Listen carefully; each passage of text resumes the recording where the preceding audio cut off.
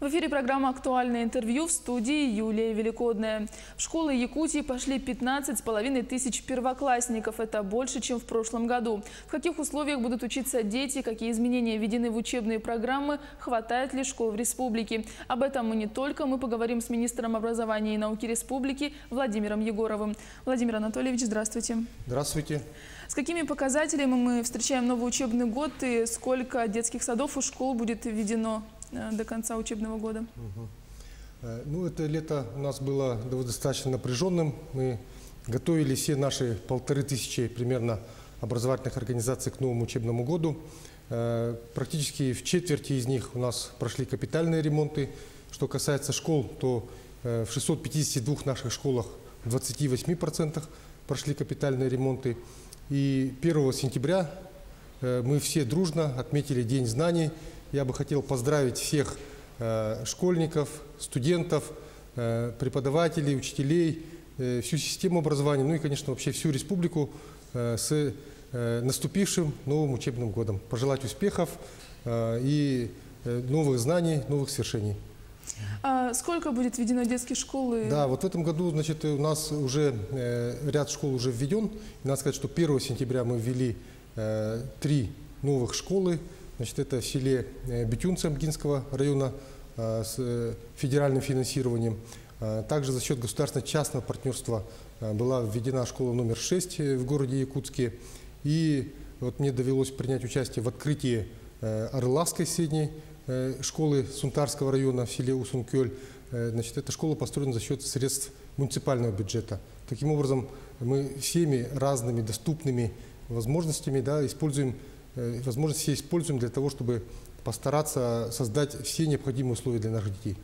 Вот вы уже упомянули, что День знаний вы отпраздновали в Сунтарском районе. Как прошло торжество? Значит, в Сунтарском районе принята такая традиция, что 1 сентября на стадионе празднуют День знаний, проходят парадом все образовательные организации. Вот, и происходит такой праздник, где все образовательные организации представляют свои проекты, свои достижения, и жители района и гости могут все посмотреть, ознакомиться и даже получить какие-то уроки, мастер-классы. И происходит запись различные, значит, секции, кружки и так далее. Вот. А какие цели и задачи поставлены на традиционном августовском совещании педагогов?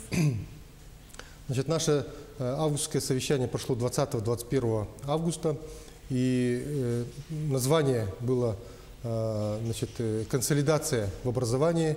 Новые модели и механизмы».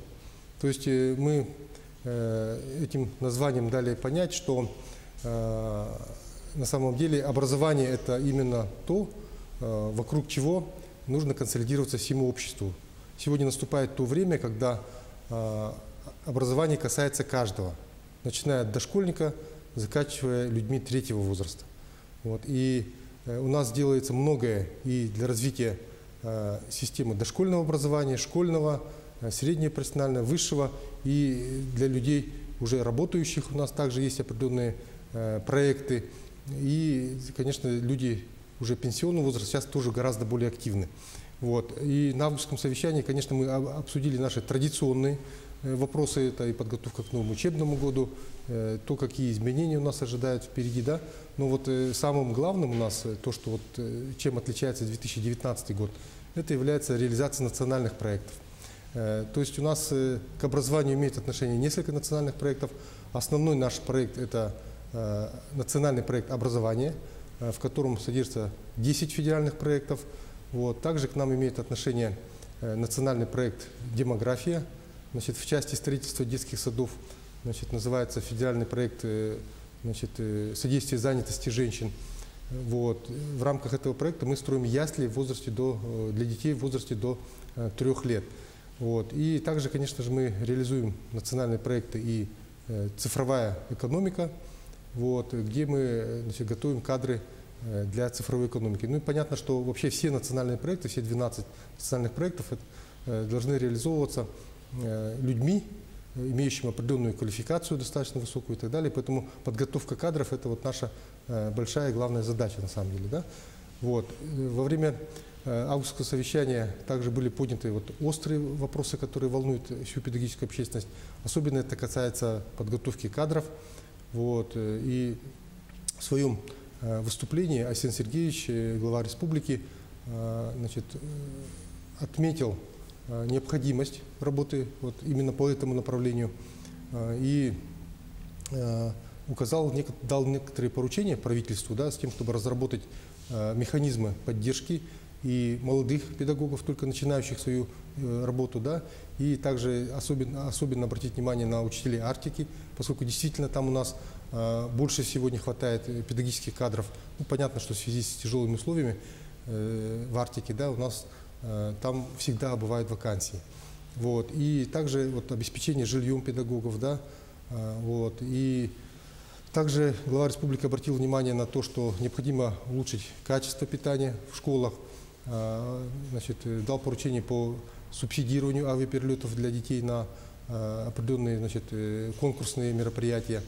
Вот. Ну и были даны еще и конкретные такие вот поручения, скажем, подготовить указ о, значит, вторых международных интеллектуальных играх. Вот. Ну и на самом деле лейтмотивом всего августского совещания было качество образования. Потому что мы объявили пятилеткой качества, предстоящие 5 лет, с 19 по 24 получается, ну, с 19 по 24, скажем, эти 5 лет, да, поскольку национальные проекты заканчиваются в 2024 году, вот, а указом главы республики нам предписано, ну, как сказать, не предписано, а значит, поставлена задача попасть в 15 лучших в России, да? И это мы можем сделать только консолидировавшись, объединив все свои усилия, поскольку на самом деле эта задача очень серьезная.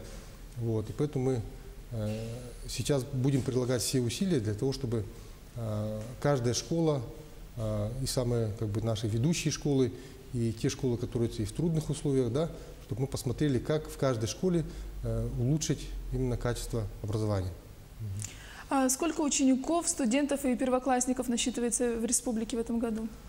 Значит, в этом году у нас по предварительным данным, а точные данные будут уже определены статистикой, которая собирается в сентябре, у нас в этом году более 46 тысяч всего школьников, вот, а первоклассников мы насчитываем, как вы уже упомянули в начале, где-то 15 464 наша предварительная цифра, но она будет уточнена, конечно же. Да?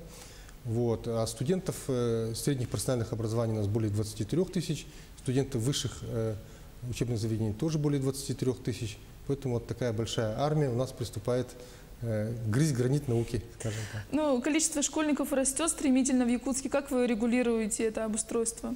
Да, действительно, город Якутск расширяется, количество населения увеличивается также и количество школьников. Вот даже, скажем, первоклассников у нас по подсчетам получается, что за последние 5 лет выросло количество, значит, растет почти на 2000 каждый год. Да? Поэтому строительство школ здесь очень актуально. И вот те школы, которые у нас строятся при помощи государственно-частного партнерства, они, конечно, будут решать проблему. Да? Ну и кроме того, как вы знаете, в прошлом году по обращению главы республики Арсения Сергеевича Николаева Владимиром Владимировичем Путиным, президентом страны, было принято такое специальное решение для города Якутска. Были выделены средства на выкуп 3 зданий. Вот, и мы должны там почти порядка 1000 учебных мест создать в этих 3 зданиях. Вот, поэтому на самом деле мы уделяем очень большое внимание, значит, тому, чтобы разгрузить школы города Якутска. Но думаем, что и тем, что мы строим школы, которые не уступают городским в сельской местности, тоже мы даем возможность детям получать качественное образование у себя на местах, и тем самым вот эта самая миграция, о которой я говорил, она может несколько уменьшиться. Поэтому вот, можно сказать, с 2 концов мы решаем эту задачу. Вот буквально на днях 10 учителей из Якутии удостоены премии Минпросвещения России за достижение педагогической деятельности. Расскажите об этом. Да, у нас получается, что вот этот педагогический конкурс, он проходил в 2 этапа. То есть наши педагоги участвовали и на муниципальном уровне, значит, затем на республиканском уровне. И вот авторитетным экспертным жюри были определены 10 лучших педагогов, вот, которые уже на российском уровне поощрены вот этой премией, размер которой в этом году составляет ровно 200 тысяч рублей. В этом году не облагается налогом, поэтому я, конечно же, хотел бы поздравить всех этих учителей также с тем, что вот они получают заслуженную награду. А какие основные достижения в образовательной среде вы отметите и какие будут в этом году?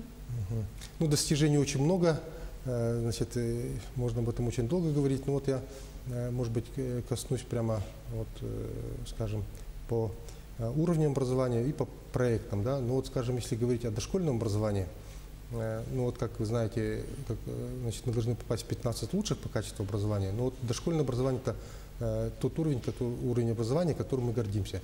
Это уже действительно законом об образовании признано уровнем образования, то есть дети получают ну, определенные значит, и знания, и навыки, умения вот именно в дошкольном возрасте. Да, и существуют определенные достаточно такие хорошо разработанные образовательные программы. И вот Якутия, она, наверное, можно считать ее одним из лидеров дошкольного образования, поскольку авторитетным таким уже российским сообществом значит, было приглашение на международную конференцию, которая прошла в Москве в мае этого года, вот, показать свои достижения. То есть мы были фокус-регионом международной конференции. В этой принято, что есть страна-партнер, в этом году это была Турция. И впервые было принято решение, что Россия представит также еще и регион, который вот покажет свои лучшие достижения. Да? То есть фактически представит всю Россию. И это были мы. Поэтому мы вот гордимся этим достижением. Да? Много педагогов показали свои проекты. Их у нас очень много на самом деле.